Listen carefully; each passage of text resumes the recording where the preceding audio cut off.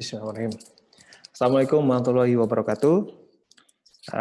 Selamat siang. Terima kasih saya ucapkan Dr. Yan selaku moderator yang sudah memperkenalkan saya. Saya ucapkan juga terima kasih kepada Ketua PABI Surabaya Raya, Dr. Cahyo, dan Dr. Don sebagai koordinator program studi.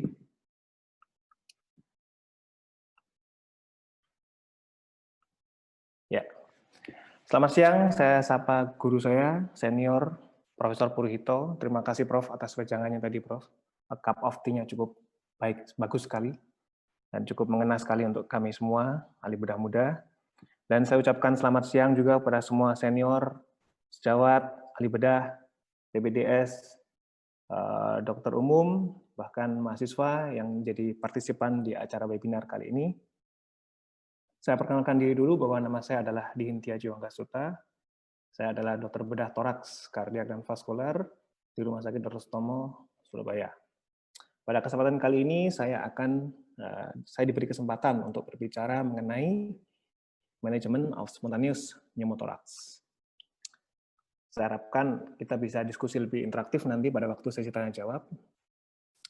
Baik, seperti yang kita ketahui semua bahwa definisi pneumothorax itu adalah adanya suatu udara di dalam rongga pleura. Dan kita tahu bahwa rongga pleura itu adalah rongga atau ruangan antara paru-paru dengan dinding dada. Nah, dalam suatu literatur dikenal ada primary pneumothorax dan ada secondary pneumothorax. Yang dikatakan primary pneumothorax itu adalah suatu pneumothorax yang dia dialami oleh seseorang yang tanpa adanya suatu penyakit penyerta atau tanpa adanya suatu underlying disease pada parunya. Jadi, tahu-tahu dia mengalami suatu pneumothorax spontan. Sedangkan kalau secondary pneumothorax, itu adalah pneumothorax yang terjadi pada pasien yang mengalami atau dia memiliki suatu underlying disease pada paru-parunya. Ada suatu guideline yang sampai saat ini dianut, ya, yaitu dari British Thoracic Society Guideline in tahun 2010. Saya belum melihat ada pembaruan dari guideline ini. Ada dua guideline sebenarnya, ACCP sama BTS atau British Thoracic Society Guideline. Nah, di sini dikatakan bahwa kalau ada pneumothorax spontan, maka kita mengenalinya dari foto, kalau misalnya dia dalam kondisi yang stabil ya, tapi kalau misalkan kondisi tidak stabil atau tension pneumothorax, maka kita harus melakukan tata laksana tanpa harus menunggu suatu diagnostik foto. Nah, di sini dikatakan bahwa kalau kita melihat ada suatu bukti ada penyakit penyerta di paru, maka dia masuk kategori yang secondary pneumothorax. Sedangkan kalau kita tidak melihat ada sesuatu yang aneh di situ, hanya pneumothorax di situ, maka kita masukkan kategori yang primary pneumothorax. Dan di situ dikatakan, kita mengukur pneumothoraxnya itu dengan menghitung atau mengukur jarak dari dinding dada sampai ke sisi kolapsnya paru. Tapi pada level setinggi hilus. Ya, jadi setinggi hilus kita ukur berapa jarak antara dinding dada dengan bagian paru yang kolaps atau kolaps line. Nah, setelah itu kita lihat, kita ambil bagian yang sebelah kiri dulu atau yang primary pneumothorax. Kalau misalkan ukurannya dia lebih dari 2 cm, maka kita bisa melakukan suatu aspirasi dulu dengan menggunakan jarum atau gauge, kanul yang 16-18 gauge. Dan diaspirasi kurang lebih 2,5 liter. Dikatakan sukses kalau foto kontrolnya itu dia lebih menipis pneumothoraxnya atau lebih membaik, atau keluhan sesaknya berkurang. Tapi kalau ternyata dia ukurannya kurang dari 2 cm, maka kita bisa melakukan observasi dan dia bisa kontrol ke poli kira-kira minggu depan atau beberapa hari kemudian, kalau tanpa keluhan. Sedangkan kalau tidak berhasil dengan melakukan aspirasi, maka dia harus dilakukan tindakan yang lebih agresif atau yang lebih advance ya, yaitu melakukan suatu pemasangan thorax drain. Pada pasien yang secondary pneumothorax, itu juga sama, kurang lebih. Kalau misalkan dia didapatkan pneumothorax yang lebih dari 2 cm atau dia ada keluhan, nah maka kalau secondary pneumothorax, karena ini adalah kita sudah tahu bahwa dia ada underlying disease di situ, maka dia langsung dilakukan tindakan pemasangan chest tube. Sedangkan untuk yang primary pneumothoraks, kita nggak tahu kenapa kok dia tahu-tahu ada pneumothoraks di situ. Sekali lagi yang kita bahas di sini adalah pasien yang disease ya, bukan trauma. Kalau trauma kita tahu bahwa ada ruda paksa atau ada suatu injury, robekan pada pleura mungkin karena faktor poste sehingga dia menyebabkan terjadinya suatu pneumothoraks. Sedangkan pada kasus yang ini adalah bukan trauma. Jadi pasien datang ke rumah sakit atau ke IGD dengan kondisi sesak dan kita dapatkan adanya pneumothoraks tanpa adanya suatu history of trauma. Nah, kalau misalkan dia jaraknya ada kurang dari 2 cm, nah kalau misalkan dia kurang dari 2 cm, maka kita bisa melakukan suatu aspirasi dulu. Yaitu seperti cara yang tadi, yang pertama tadi kita lakukan, kita tarik 2,5 liter. Kalau ternyata berhasil, kategori berhasil adalah kalau foto kontrolnya itu bisa menipis atau keluhannya bisa berkurang. Tapi kalau tidak berhasil, maka kita harus memasang chest tube. Kalau dia berhasil, maka kita bisa observasi dulu kira-kira 24 jam ke depan. Nah, ini adalah guideline yang diterbitkan oleh British Thoracic Society. Nah, kita melakukan suatu pembedahan pada pneumothoraks, itu sebenarnya ada beberapa kriteria atau ada beberapa kategori. Ada beberapa acuan yang kita pakai, yaitu yang diterbitkan oleh American College of Chest Physicians, ACCP, atau yang diterbitkan oleh BTS, atau British Thoracic Society. Kalau ACCP mengatakan bahwa dalam 4 hari Anda merawat pasien pneumothoraks, tapi tidak ada pengembangan paru yang adekuat, maka itu adalah indikasi untuk bedah. Dan juga sama BTS, hanya bedanya harinya saja. Jadi pada pasien yang dia dalam waktu 5 hari tidak terjadi pengembangan paru yang adekuat, maka itu harus dipertimbangkan untuk tindakan pembedahan. Nah, indikasi tindakan pembedahan pada pneumothoraks, itu yang pertama adanya persistent air leak. Ada kebocoran yang terus-menerus atau yang menetap. Tahunya bagaimana? Pada sistem WSD kita atau sistem thorax drain kita bisa mengetesnya dengan cara mengajaknya dia berbicara. Kalau dia dengan berbicara saja udah bubbling di sistem WSD kita, sudah mengeluarkan udara yang cukup atau yang berkutuk-berkutuk ya kalau kita istilahnya itu di sistem WSD kita, maka ini sistolnya cukup besar. Karena dia dengan berbicara saja dia sudah bubbling. Sedangkan kalau misalkan dia bicara tidak bubbling, maka kita suruh dia untuk batuk. Nah, pada waktu dia batuk, akan muncul bubbling itu. Itu yang dinamakan dengan adanya persistent air leak. Jadi kebocorannya itu menetap. Belum terjadi suatu healing. Nah, atau recurrence pneumothorax. Ini atau yang dikatakan sebagai secondary attack.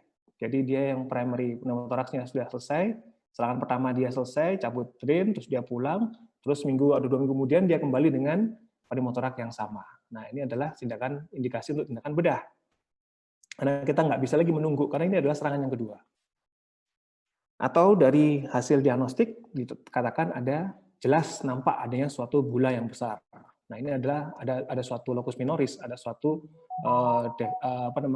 kecatatan yang harus kita lakukan tindakan pembedahan. Karena kalau kita biarkan, maka suatu saat bula ini akan pecah lagi dan dia akan menjadi masalah lagi. Atau adanya suatu pengembangan paru yang tidak adekuat, walaupun sudah disaksen dengan tekanan negatif kita udah kita naikkan, tapi dia tidak mengembang, tetap aja dia kolaps. Maka ini ada kebocoran yang menetap dan harus kita lakukan tindakan pembedahan. Atau ada pekerjaan-pekerjaan khusus yang dia tuh membutuhkan tindakan agresif pada pneumothoraxnya. Contohnya adalah pilot, karena dia terbang, terus dia bisa risiko terjadinya peningkatan intratorak yang tinggi, sehingga dia bisa pecah sewaktu-waktu. Nah, pada pasien-pasien dengan pekerjaan yang seperti ini, maka kita pertimbangkan untuk tindakan pembedahan. Pada rumah sakit tempat saya bekerja, di Rumah Sakit Rustomo, kita memiliki guideline seperti ini. Jika ada pasien dengan pneumothorax dan ditemukan adanya persistent air leak, lebih dari 3 hari, biasanya kita patokannya 3-4 hari, lalu kita lakukan clamping. Clamping itu adalah, jadi misalkan pasien dipasang drain, terus kita rawat selama 3 atau 4 hari, lalu setelah itu kita lihat parunya mengembang. Klinisnya bagus, parunya bisa mengembang dari secara radiologis, lalu kita coba lakukan clamping. Ini adalah hal yang berbeda yang kita lakukan dibandingkan dengan yang trauma.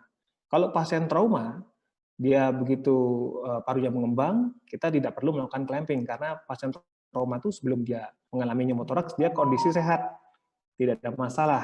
Dan pada waktu trauma dia mengalami kecacatan atau cedera pada pleura sehingga dia jadi pneumothorax. Sedangkan pada pasien ini kita tidak tahu, pada spontaneous pneumothorax kita nggak tahu. apa yang mendasari pasien ini terjadi suatu pneumotoraks. Sehingga pada waktu paru sudah mengembang, kita mau updrain, jangan buru-buru di updrain, maka disarankan untuk dilakukan clamping dulu. Dilakukan clamp, boleh ditekuk drainnya atau dilakukan clamp dengan dicepit oleh clamp. Nah, 24 jam kita lihat, kalau ternyata dalam 24 jam dia tidak kolaps, maka bisa kita lakukan updrain. Tapi kalau misalkan pasien kolaps lagi parunya dalam usaha clamping itu, maka ini adalah indikasi untuk tindakan pembedahan. Atau pada pasien yang serangan kedua atau yang secondary attack. Jadi dia yang serangan pertama sudah selesai, terus dia pulang, terus dia balik lagi sebulan kemudian terjadi pneumotoraks ulang. Nah, ini perlu kita pertimbangkan untuk tindakan pembedahan. Pada 3 hal yang berikut ini yang saya sebutkan ini adalah indikasi kita untuk masuk ke pembedahan pada pneumotoraks. Pajak klinis dari pasien sama seperti pasien pneumotoraks yang biasa, yaitu adanya sesak, adanya nyeri dada, kadang-kadang, dan hal itu menyebabkan terjadinya limitasi dari aktivitas, menyebabkan dia tidak bisa bernafas dengan enak, tidak bisa bekerja dengan enak karena adanya suatu hambatan dalam bernafas. Terus dari pemeriksaan fisik kita menemukan adanya suara nafas yang berkurang, dan yang paling fatal adalah bisa terjadi suatu tension pneumotoraks.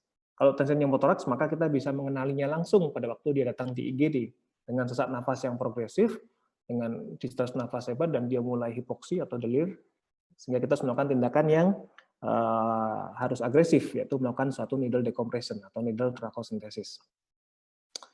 Nah, temuan dari radiologi biasanya kita dapatkan paru yang kolaps, dan kita melihat segmen parunya yang di bagian medial ini. Lalu kita lakukan pemasangan chest tube, parunya bisa mengembang. Nah, ini yang saya katakan tadi bahwa pada paru mengembang begini, maka kita sudah berhasil dalam tahap yang pertama, mengembangkan paru. Nah, lalu kita harus merawatnya 3 atau 4 hari, paling nggak ke depan, kita lihat apakah dalam waktu 3 hari ke depan, 4 hari ke depan sambil kita latih dia tes fisioterapi nafas, kalau misalkan parunya tetap mengembang, maka langkah berikutnya kita melakukan clamping. Pada waktu kita clamping, besoknya 24 jam kemudian kita lihat parunya masih tetap mengembang, maka ini aman. Insya Allah nyaman, kita lepas drain dan pasien bisa pulang. Tapi kalau pada saat kita clamping, parunya itu kolaps lagi, maka ini adalah indikasi untuk tindakan pembedahan. Artinya pada waktu dia diklaim, dengan diklaim itu kita sudah menonaktifkan sistem WSD kita, dan kita melihat apakah fistal yang ada di dalam paru-paru itu masih aktif atau tidak. Kalau misalkan dia kolaps lagi, artinya bahwa fistal tersebut masih aktif, dan itu menjadi masalah kalau tidak kita melakukan suatu tindakan pembedahan. Kalau misalkan dia tidak mengembang, maka kita harus melakukan suatu atau dia kolaps lagi, maka kita harus melakukan satu diagnostik tambahan. Karena dengan toraks foto saja kita tidak bisa mengetahui apa yang terjadi pada paru-parunya dia. Sekali lagi bahwa spontan pneumotoraks itu ada 2, ada yang primary, ada yang secondary. Pada yang secondary pneumotoraks itu ada underlying disease seperti tuberkulosis, ada giant gula atau emfisema tuslang, atau hal-hal lain yang dia mendasari kenapa kok parunya itu bisa mengalami suatu pneumotoraks. Sedangkan pada primary pneumotoraks tanpa underlying disease. Biasanya pada orang-orang tertentu, perokok berat, atau orang-orang dengan postur tubuh yang agak sedikit tidak ideal. Dia tinggi, tapi kurus.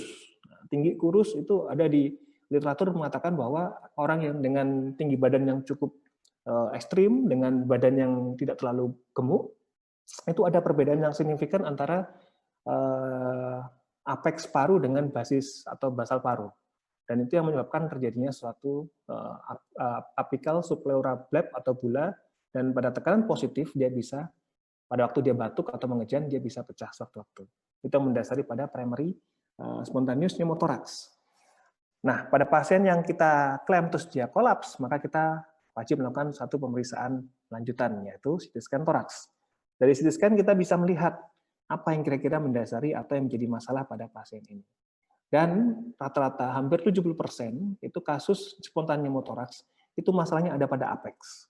Di apex, makanya kenapa kok ada istilah apical subpleural blebs, itu adalah suatu defek atau kecacatan atau locus minoris yang menyebabkan pneumotoraks yang dia itu ada pada apex. Dan biasanya memang terjadi karena perbedaan tekanan yang saya katakan tadi. Nah, ini CT scan itu kita bisa melihat dari potongan koronal, potongan sagittal dan aksial. Dari aksial kita bisa melihat di sekitar sini, ya, yang mungkin menjadi suatu sumber dari fistalnya tersebut. Nah, bagaimana pembedahan pada pneumotoraks yang bisa kita tempuh? Ada dua sebenarnya, ada konvensional trakotomi atau menggunakan video assisted trakoskopi atau VATS. Nah, VATS ini sebenarnya hanya sebagai alat. Jadi seandainya tidak punya VATS di dalam rumah sakit tempat bekerja kita, maka kita bisa menggunakan suatu konvensional trakotomi. Ya, bukan berarti bahwa harus melakukan VATS, enggak. Seandainya tidak ada VATS, ya kita pakai trakotomi, karena VATS itu hanya sebagai modalitas saja, bukan suatu keharusan. Nah, trakotomi posisi mana yang bisa dilakukan? Bisa dengan posterolateral trakotomi, tapi disarankan itu adalah lateral trakotomi. Karena dengan lateral trakotomi, exposure kita terhadap apex, basis, anterior, dan posterior aspek dari paru-paru itu lebih mudah. Sehingga kita bisa melakukan eksplorasi ke apex, kita bisa melakukan eksplorasi ke basis, kita bisa eksplorasi ke hilus, bahkan kita bisa eksplorasi ke posterior dari paru-paru. Sehingga kita bisa mencari atau melihat dengan lebih detail apa yang mendasari terjadinya pneumotoraks pada kasus tersebut. Dan kita masuk di CS 4 atau 5. Kalau misalkan di CS 6, terlalu rendah. Kita nggak bisa mengakses yang sisi apex. Tapi kalau misalkan kita naiknya terlalu tinggi, agak sulit karena ada skapula di situ. Jadi yang paling pas adalah 4 atau 5 CS. Nah, kalau misalkan punya fasilitas VATS dan mampu, video assist trakoskopi, dan si surgeon mampu untuk melakukan, maka ini yang lebih disarankan. Karena di semua literatur untuk surgery for pneumothorax, itu nomor 1 yang diharapkan adalah VATS, bukan trakotomi. Karena sekarang kita bisa melakukannya dengan VATS. VATS ini adalah video assisted trakoskopi. Nah, pada yang lalu-lalu kita bisa melakukan trakotomi yang saya katakan tadi. Nah, sekarang kita harus beralih pada VATS. Tapi itu tergantung adanya sarana dengan adanya kemampuan. Kalau ternyata sarana nggak ada, ya kita kembali konvensional. Kalau misalkan tidak mampu, ya kita juga kembali ke konvensional. Kenapa kita harus VATS? Karena dia tidak terlalu traumatik, ya, karena kita hanya membuat lubang yang cukup kecil, ya, 2 cm sampai 2,5 cm biasanya. Dan kita tidak melakukan membuka kosta, jadi kita tidak melakukan rib spreading. Jadi kita tidak membuka kosta dengan paksa seperti yang kita lakukan pada trakotomi. Tentunya dia karena traumanya minim, sehingga dia lebih cepat untuk recovery, dan pro-inflammatory cytokine levelnya juga lebih rendah, sehingga dia itu bisa lebih cepat mobilisasi dan tanpa adanya penggunaan anti nyeri atau narkotik yang berlebihan. Apa saja yang harus diperhatikan pada operasi-operasi seperti ini, ya, baik itu VATS ataupun trakotomi, maka kita harus menggunakan suatu one lung ventilation atau yang dikatakan sebagai Carlen. Kita tahu sebagai Carlen intubasi atau intubasi double lumen. Jadi kita harus memastikan bahwa intubasi yang dipasang oleh anestesi itu masuk ke bronkus utama kanan dan bronkus utama kiri. Tidak bisa kalau kita menggunakan single lumen atau double lumen yang ETT yang biasa. Karena kita akan kesulitan pada waktu kita melakukan eksplorasi dalam waktu atau dalam kondisi paru-paru yang mengembang. Tidak perlu menggunakan suatu karbon dioksida, ya, karena dengan paru-parunya tanpa diinflasi atau tanpa dikembangkan, maka dia pasti akan kolaps. Dan posisinya adalah lateral decubitus dengan meja dibikin fleksi supaya trokar kita atau kamera kita tidak nabrak ke pinggulnya pasien. Dan bisa single port atau multi port, tergantung dari keahlian dari ahli bedah. Nah, posisi seperti ini, ya, ini yang saya katakan bahwa harus difleksi, karena kalau pada waktu kita masuk portnya di dada ini, kalau kita tidak bikin fleksi begini, maka kita akan sulit mobilisasi karena nabrak pinggulnya pasien. Nah, ini posisi yang bisa kita lakukan, ya. Ini kalau menggunakan triport, ya, jadi menggunakan 3 lubang. Sayangnya di rumah sakit Dr. Sutomo ini baru ada 1 monitor. Biasanya kalau lebih nyaman itu ada 2 monitor. Jadi si operator melihat monitor di seberangnya, lalu si asisten juga melihat ke seberangnya. Nah, kalau triport itu akan ada 3 NCC atau 3 sayatan. Yang ini adalah walking window, namanya adalah walking window atau walking ports. Ini tempatnya kita untuk mengeluarkan spesimen, tempatnya kita masukkan suatu gun stapler dan segala macam, suction juga. Nah, sedangkan ini adalah kamera ports. Ya, kita masukkan kamera untuk melihat situasi di lapangan di dalam rongga toraks. Dan ini adalah additional port untuk memberikan port tambahan untuk kita memegang atau sebagai asis kita untuk membantu eksplorasi. Nah, atau kita bisa menggunakan one port atau uniport. Nah, kalau uniport ini lebih rumit biasanya karena kadang-kadang tabrakan antara instrumen satu dengan instrumen yang lain. Ini perlu koordinasi. Dan ada rambu-rambunya pada waktu melakukan uniportal surgery. Nah, seperti ini ya. Ini yang saya maksud tadi kameranya cuma satu. Seandainya ada dua kamera, maka si operator ini melihat ke depan sini, dan si asisten ini tidak perlu mundur seperti ini. Dia bisa melihat di monitor di sebelah saya. Hasilnya seperti ini kalau uniport. Jadi kita bikin sayatan maksimal 2,5 cm dan langsung dipasang dengan drain seperti ini. Sehingga dia tampaknya hanya garis begini. Nah, ini yang saya katakan tadi bahwa apical bullae atau apical subpleural bleb atau bullae itu dilaporkan sebagai penyebab yang paling banyak pada primary spontaneous pneumotorax, yaitu sekitar 70%. Sehingga pada semua kasus spontaneous pneumotorax yang primary ataupun yang primary itu kalau kita melakukan suatu eksplorasi baik itu konvensional trakotomi ataupun menggunakan VETS, maka nomor satu yang kita cari adalah apex. Kita lihat apex, apakah ada yang dimaksud dengan apical subpleural bleb ini atau bullae ini. Karena itu yang kadang-kadang menjadi suatu locus minoris atau menjadi suatu masalah dari pneumotorax spontan primer ini. Sedangkan kalau secondary pneumotorax, maka ini adalah ada underlying disease-nya, entah itu tuberkulosis, jadi suatu kavitas atau suatu emphysematus lung yang itu juga belum tentu ada di apex. Dan tindakan endoskopik ini yang saya katakan tadi bahwa menjadi tindakan yang paling disarankan untuk melakukan suatu bulectomy atau menggunakan suatu wet resection pada kasus pneumotorax. Nah, misalkan di apex tidak nampak dan kita tidak melihat ada tempat lain yang menjadi masalah terjadinya suatu apical suatu bleb ini atau bullae ini, maka disarankan oleh satu literatur bahwa di stapling aja atau di stapler aja bagian apexnya. Ini yang menandakan bahwa kemungkinan emang ada di situ. Kemungkinan emang hanya di situ, nggak ada tempat lain. Itu yang disarankan oleh dia. Nah, ini contohnya. Jadi ini kurang jelas gambarnya. Jadi ini apex yang di depan sana dan ini adalah blebnya. Nah, ini ada video, ada suaranya. Mohon maaf kalau agak sedikit berisik. Nah, ini apexnya di atas. Dan ini yang saya maksud dengan apical subpleural bleb atau bulla. Jadi dia ada locus minoris di apex paru yang itu kadang-kadang menjadi suatu locus minoris atau awal mula dari terjadinya suatu spontan pneumotorax. Oke. Ya, dan ini yang berikutnya juga sama. Nah, ya, jadi ini adalah suatu locus minoris yang terjadi pada pasien dengan primary spontaneous, dan dia pada saat dia batuk atau ada tekanan intratorak yang positif, maka dia akan pecah dan menjadi suatu pneumotorax. Nah, dan ini yang kita lakukan. Jadi kita bisa melakukannya karena ini melakukan endoskopik dengan torakoskopik, maka kita menggunakan device, yaitu gun stapling. Tapi kalau misalkan konvensional torakotomi, ya tentunya kita tinggal melakukan suatu reseksi paru dan penjahitan.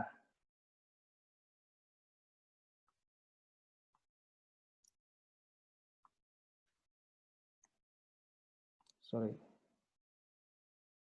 Nah, ini. Jadi ini yang dikatakan dengan apical subpleural bleb tadi itu. Jadi kita ambil, nggak bisa kita pecah terus kita jahit. Ya, sebenarnya bisa.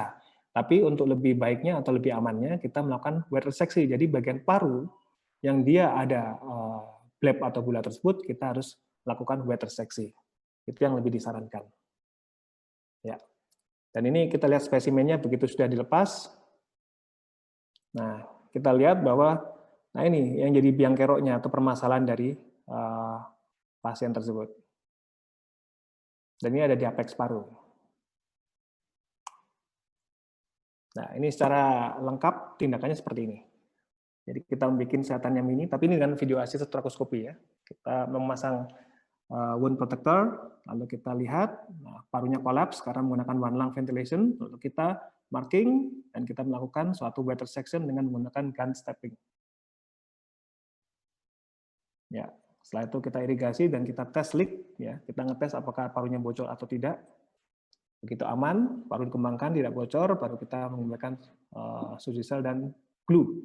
Nah, ada satu tambahan lagi, banyak literatur yang mengatakan bahwa sebelum kita melakukan closing atau penutupan, lakukan suatu mechanical fluorodesis. Mechanical fluorodesis itu adalah kita membuat dinding dadanya itu berdarah. Sehingga pada waktu paru ini mengembang, dia akan lengket dengan bagian dinding yang berdarah tersebut. Jadi menimbulkan suatu reaksi, apa namanya, membuatnya lengket ya, membuat suatu reaksi radang setempat, sehingga nanti si paru-paru ini bisa lengket dengan dinding dada tersebut. Itu mencegah terjadinya suatu rekarensi tujuannya. Oke, nah ini uniports ya, modelnya seperti ini. Ya, emang nggak rumit karena satu lubang diisi oleh 3 instrumen dan ini kadang-kadang bertabrakan. Saya lebih suka kalau satu orang saja membantu, yaitu yang hanya memegang kamera. Sedangkan yang lain-lain saya melakukan sendiri. Dan ini hasil akhirnya kalau uniport, jadi ada satu garis luka sini dan ini adalah tempat drain-nya. Ini kasus yang tadi saya katakan bahwa pneumotoraks dipasang drain, nggak bisa mengembang walaupun sudah dipasang suction yang cukup tinggi. Lalu kita lakukan CT scan toraks. Nah ternyata benar, di apex itu selalu jadi biang kerok. Di apex itu ada biang kerok dan dia ada multiple flaps dan gula. Dan akhirnya kita lakukan tindakan pembedahan dengan VATS. Nah, dan ini foto pos pembedahan. Parunya mengembang dan apa namanya, diklaim drainnya dia tidak kolaps lagi dan akhirnya kita after. Oke, yang bisa saya sampaikan dari apa yang saya katakan hari ini adalah pada kasus-kasus spontaneous pneumothorax, maka pertimbangkan pembedahan. Terutama kalau misalkan dia dalam waktu 3 atau 4 hari tidak mengembang, atau adanya fistal yang aktif yang saya katakan tadi itu, atau ini serangan kedua. Kalau serangan kedua itu semua literatur mengatakan ini wajib bedah. Nggak bisa lagi menunggu dengan hanya memasang chest tube. Karena ini kalau ada masalah serangan yang kedua, artinya bahwa dia ada suatu locus minoris yang harus kita cari.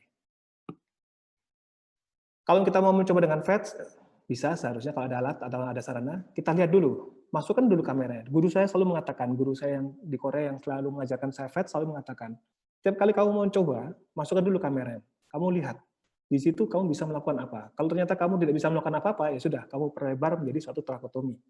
Tapi kalau misalkan kamu lihat kamu bisa melakukan sesuatu, baru kamu bikin additional port untuk memasukkan alat-alat yang kamu mau lakukan.